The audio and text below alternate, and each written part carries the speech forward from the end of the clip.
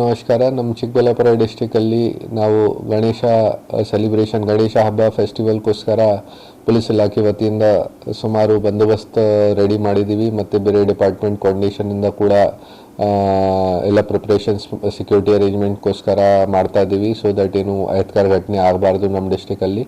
ನಮ್ಮ ಮಾಹಿತಿ ಪ್ರಕಾರ ಈ ಬಾರಿ ಅರೌಂಡ್ 1500 ಜಾಗ ಗಣೇಶ ಸ್ಟ್ಯಾಚ್ಯೂದು ಇನ್ಸ್ಟಾಲೇಷನ್ ಆಗುತ್ತೆ ಬೇರೆ ಬೇರೆ ಜಾಗದಲ್ಲಿ.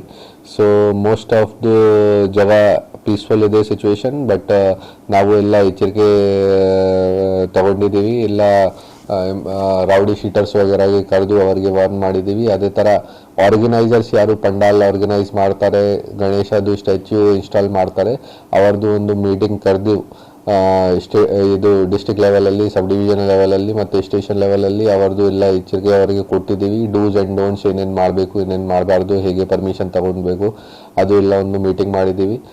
ಮತ್ತು ಸಿಂಗಲ್ ವಿಂಡೋ ಕ್ಲಿಯರೆನ್ಸ್ ಪರ್ಮಿಷನ್ ಆಗಬೇಕು. ಈ ವಿಚಾರ ಬಗ್ಗೆ ನಿನ್ನೆ ಡೇಟಿಂದ ಆಲ್ರೆಡಿ ಎಲ್ಲ ತಾಲೂಕಲ್ಲಿ ಪರ್ಮಿಷನ್ ಸ್ಟಾರ್ಟ್ ಆಗಿದೆ. BESCOM, municipal administration, police department, ಯಾರ್ಯಾರ ಡಿಪಾರ್ಟ್ಮೆಂಟ್ದು ಅವಶ್ಯಕತೆ ಇದೆ ಎಲ್ಲರೂ ಜೊತೆಗೆ ಕೂತ್ಕೊಂಡು ಪರ್ಮಿಷನ್ ಕೊಡ್ತಾ ಇದ್ದಾರೆ.